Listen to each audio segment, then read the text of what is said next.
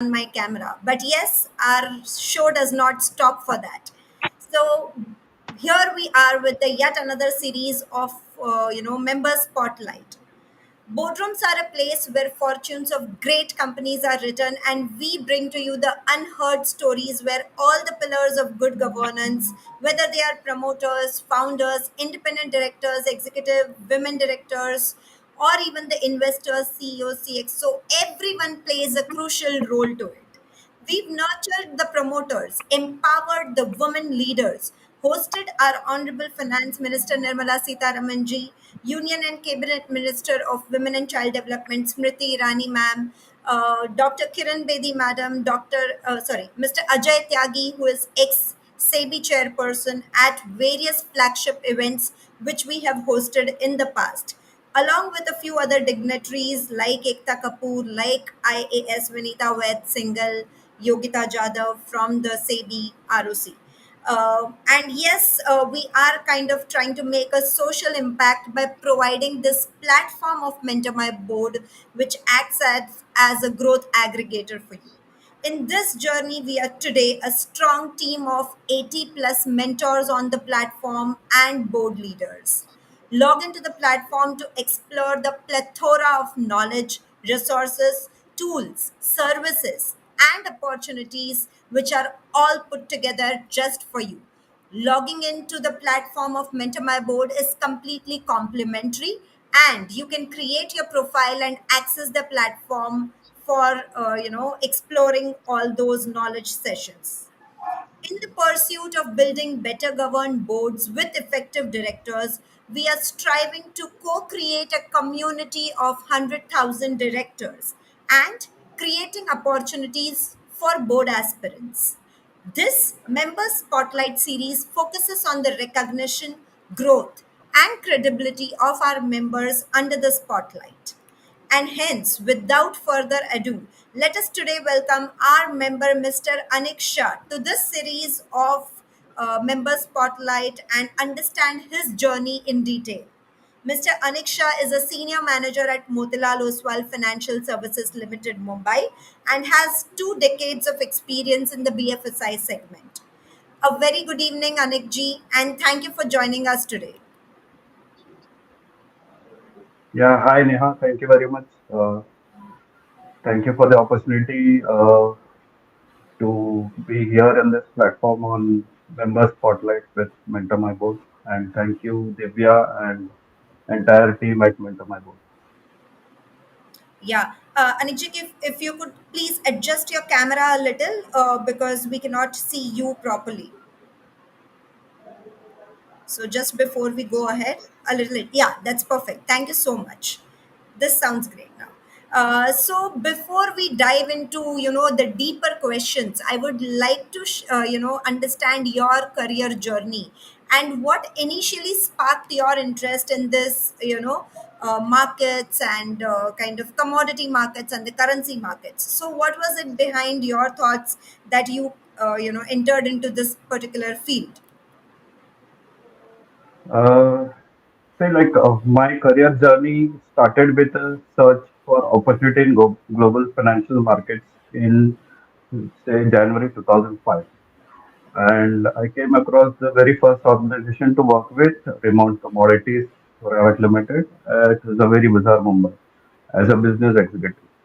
So it was a hardcore sales and advisory role for the clients to be acquired from the heart of the city where commodities is being highly traded at the physical level, majorly gold and silver. It's a very bizarre with almost more than 18 months of experience.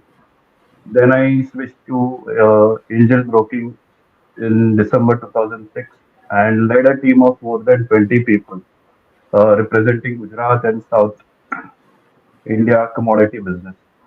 And as of today, I am associated with Motilal Oswal Financial Services since last 8 years, and I've been into currency and commodity business, looking for retail South entire initial 6 years, and uh, in the later half of maybe down the line 5 years ahead, after joining Motilal Oswal, we also had an opportunity to uh, lead PCG vertical as well in Motilal Oswal for commodity and currency vertical. So now, since last 2 years, the retail is being shared by the other team members, but now we are clearly focused on PCG vertical for Pan India PLC business, and I look after Mumbai and South business especially. And my reporting manager here is Mr. Bhavya Desai, and today I can proudly say that I have seen almost all the ups and downs of this industry, spanning at least more than 2 decades. What This is what the career journey has started, and it has helped me a lot to learn, unlearn, and relearn the various opportunities in the commodities space. I think that is so important. Learning, unlearning, and relearning new skill sets each time, each day, in fact. A very good point that you mentioned, Anik. If you could still little adjust your camera because your face, when you turn here and there, is not proper. Yeah, now it is perfect. So please maintain this posture for the rest of the series that we are doing. Sure. Perfect. So, what specific skills, if you can, share with us, and experiences that you have gained from your role in this credits division at Motilal Oswal Financial Services that are being relevant to the hedging and arbitration opportunities? See, majorly the markets where more than 95% of business is happening on NCX, which is multi-commodity exchange, and balance, say, 4 to 5% is happening on NCDX, which is National Commodities and Derivatives Exchange. So in NCX, the it major commodities are traded are bullion, which is gold and silver, base metals, copper, zinc, aluminum, lead, and nickel. And in energy pack, it is crude and natural gas. And on NCDS, major agri commodities are traded, wherein pulses, soft commodities are traded. But where we have seen the major business happening more than 95% on MC also drive me to understand this vertical, especially in financial markets. So the most deliverable trades are happening on MCX's gold and silver, with physical delivery happening at Ahmedabad as the center, and then base metals it is copper, zinc, and aluminum are the most deliverable contracts. So here the delivery center is Bhiwandi, which is Thane in Maharashtra. So these are the two areas where delivery happens in commodities, and in energy pack we don't have any delivery. It is only cash settle contract for crude and natural gas. Here we have been day in and day out building relationship with clients, with exchanges, with SEBI, or earlier, if you could say before, say 5 6 years, I would suggest maybe before 2018, 17, 18, it was FMC. Once this FMC and SEBI got merged, it is now everything on regulatory body, SEBI. Uh, so here we do almost 60 to 70% of delivery business from Motilal Oswal overall on exchange on MCX. And we do have a lot of opportunities for hedging and cash and carry arbitrage opportunities, especially in gold, silver, almost generating 10 to 12% annualized returns on a conservative side. Perfect, perfect. So, because it was a little very technical, and I'm sure there are not a lot of people who are into hedging and arbitration, True. it would be really great if you could explain us, in little about the basic principles of hedging and arbitration in this commodity and the currency markets, and how they are different. Because not everyone is kind of a financial market expert the way you are. So it would be really helpful for the audience if you can explain us a little in detail about it. Maybe just half an hour or even more, you could say 1 hour time could be little difficult to explain, but then I will try my best what is Sure. there in this market to understand. So certainly, hedging and arbitrage are two fundamental strategies used in commodity and currency markets, each serving different purposes. and involving distinct mechanisms. So one is for hedging purpose, I would say the purpose has to be very clear. The primary goal of hedging is risk management. So until or unless uh, you don't manage the risk, then the purpose itself on hedging side is not going to be fruitful enough. So this strategy aims to protect against any kind of high volatility or fluctuations on commodity as well as currency exchange rates. By far, what I remember on currency, we have seen very well managed by RBI in the last couple of years, where we have seen rates not going haywire for USD INR, especially. So somewhere between 80 to half and 83 half is what the prices have been, and it has actually helped all the stakeholders like importers or exporters of the nation. And as well, our government is as well into a lot of import export activities. Just to add, like on oil, we have a lot of import bill. On gold, again the second import bill, highest second import bill. Then comes the pharma and uh, all other chemical which is being imported from China. And on the other side, if we see exports, we export jewelry businesses, we export textiles, we export a lot of softwares, like just like TCS, Infosys, all these companies. So uh, definitely, even government is looking for reducing the risk on currency fluctuation and as well as the commodities pricing. Because in India, any commodities is being imported, just like oil and gold, we need to convert it into dollar payment to Indian rupees and then manage the risk. So RBI has very well taken care of on the rupee side fluctuation.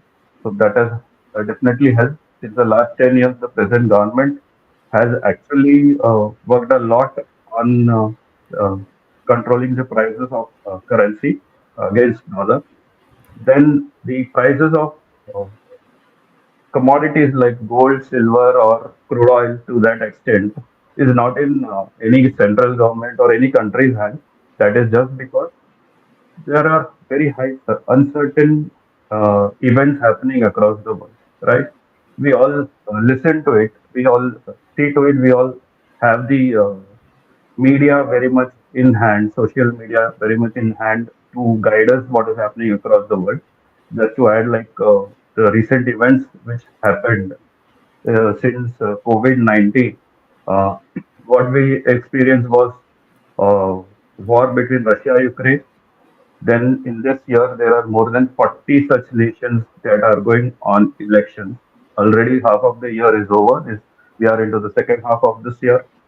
So another UK elections are there, US elections are there, India elections are over, Russia elections are over, and lot many countries who are contributing world GDP have their elections. So any unfavored government is coming into a country, and that might change the whole scenario for its exports, imports, businesses across the world.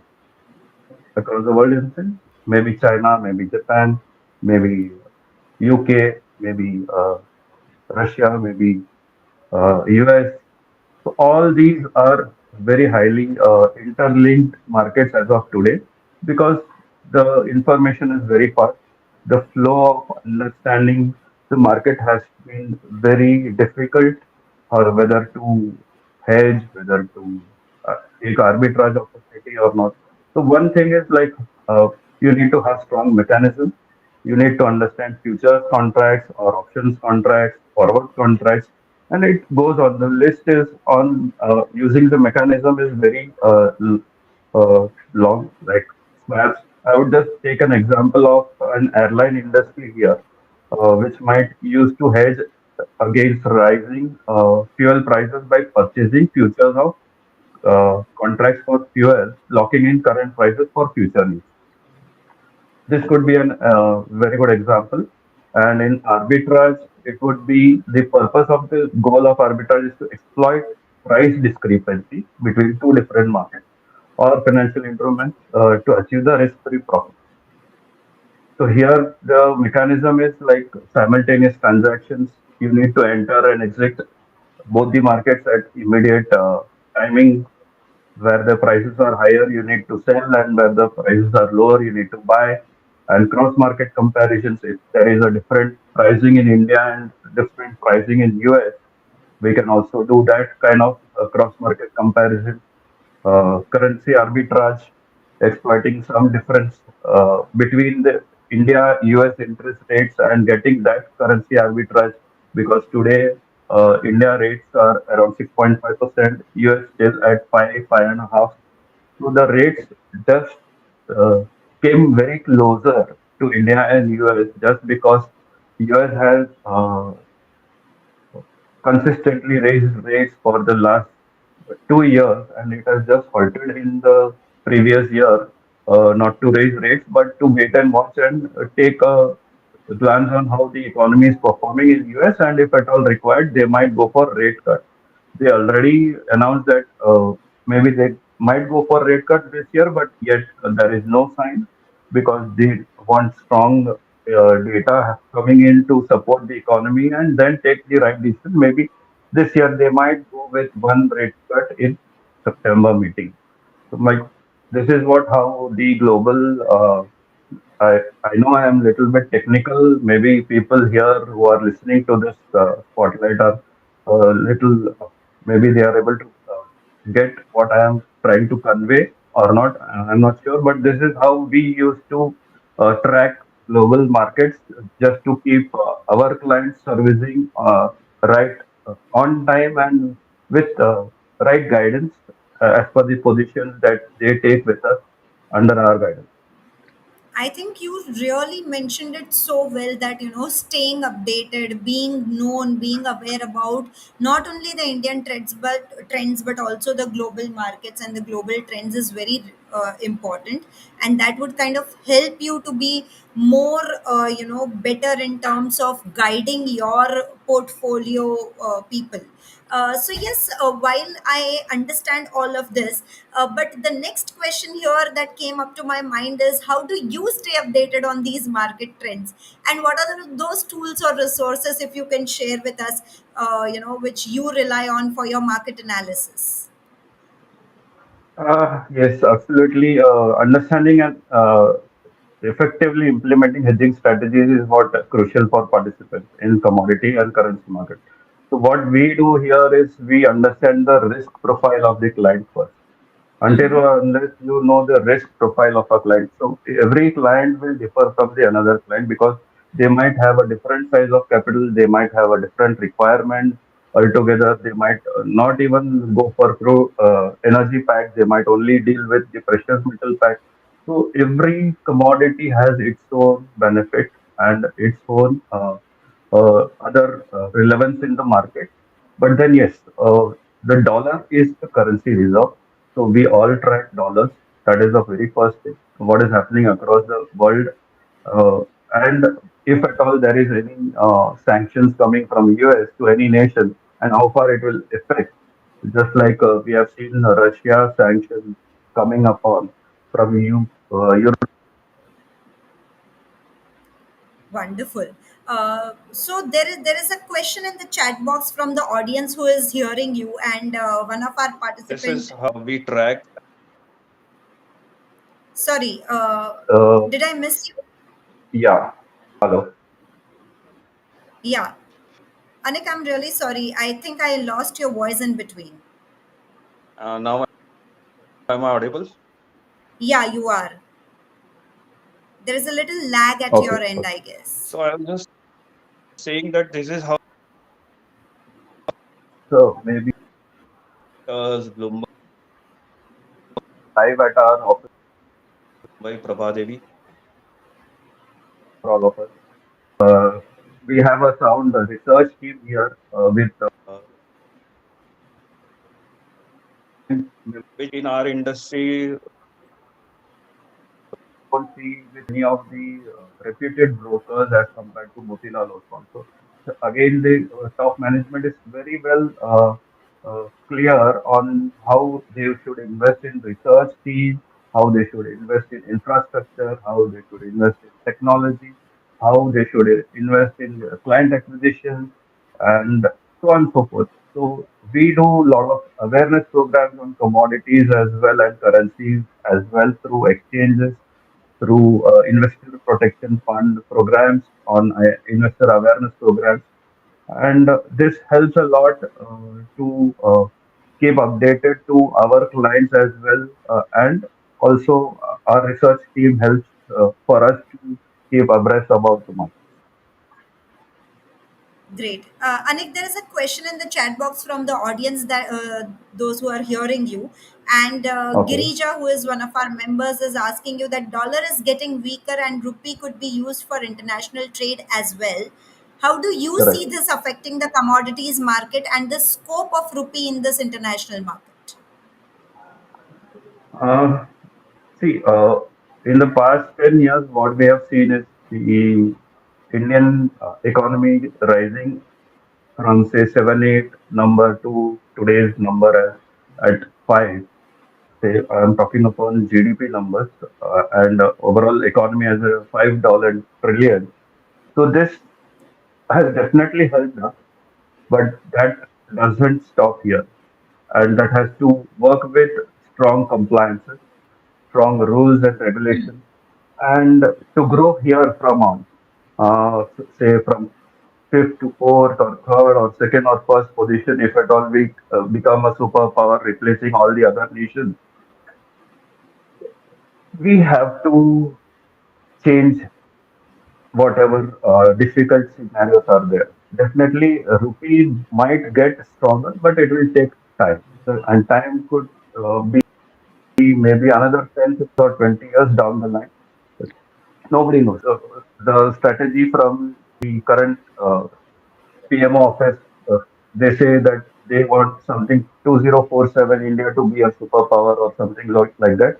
So the vision from top, not just like the cabinet or the politics or the people who are there ruling India as a country, are there. It is each and every individual's responsibility as a citizen of India, saying that yes, if things are changing from top, why can't we change from the bottom as well? There is where we are actually contributing to rupee getting more stronger. And I'll just highlight a few examples. Couple of years we have seen Shark Tank India happening, right? How many entrepreneurs we are seeing? It helps, right? So Yeah. when we improve, showing entrepreneurs into this nation, showing innovations happening into this nation, showing a lot of dollar flow into this nation and making our dollar reserves almost all-time high around $650 billion is amazing. Like 10 years back, we were half the amount of this reserves in RBI. Today, we are double. Maybe in next 5 years, we might be close to 1,200, $1,300 billion reserve. Why so? So until or unless, why so we need to reserve dollars just like China and Japan? Only one reason.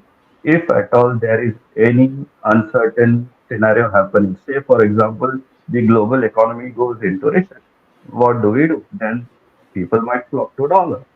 What happens then? Though India growing at a better pace as compared to other peers, be it emerging markets or developed world, not necessarily Indian rupee might be getting stronger just because there is some other fear happening across the world. Just like Corona, if there is some other disease or some pandemic happening here, we don't know. Anything can happen. So the uncertainty is very high. And to just to take right measures as a federal central bank for us is RBI. We need to have enough of reserves to just to check whether rupee is not depreciating at a faster pace. Even today, if we just see the differential of India-US interest rates, there is a 1% or 1.25% difference. So we might depreciate, but very less. Earlier, the difference was close to 3 to 4%. because the US interest rates were zero and we were at somewhere around 4%, 4.5.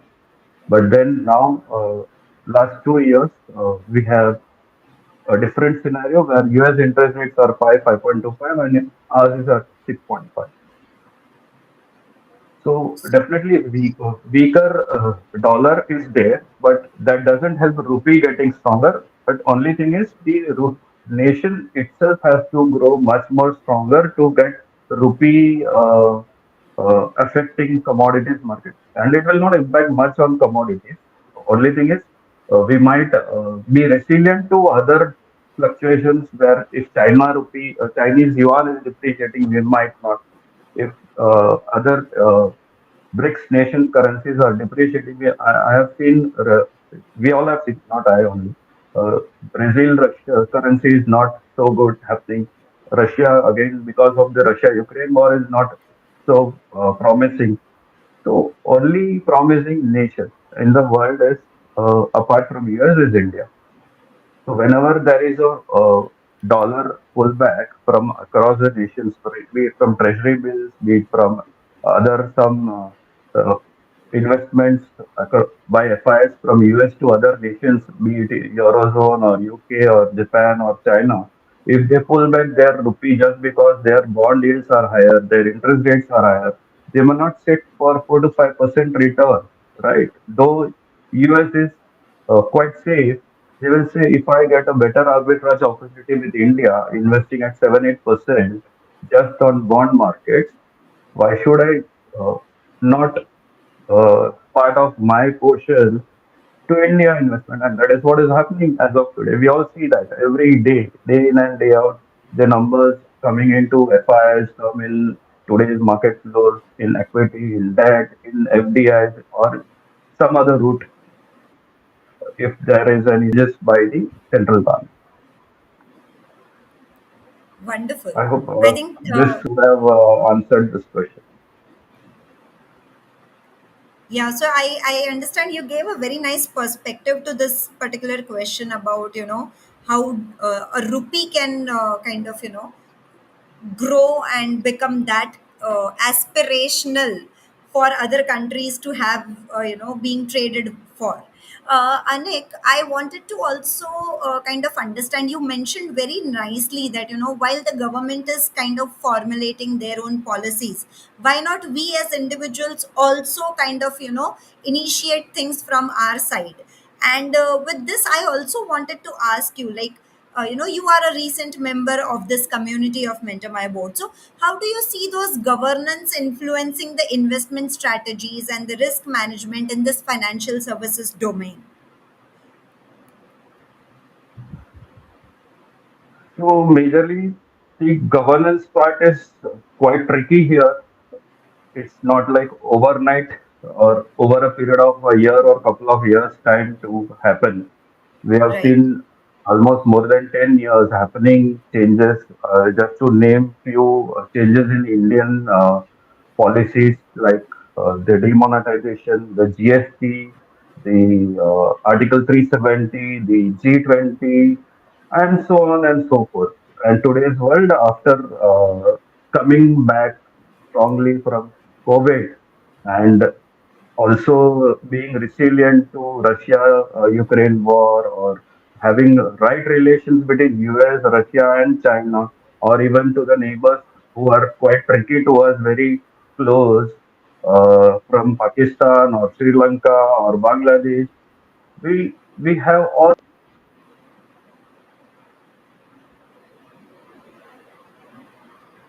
Yeah, Anik, we can hear you. we have all its disturbances happening at cross border for India and through businesses as well. But what our present government has made, We would like to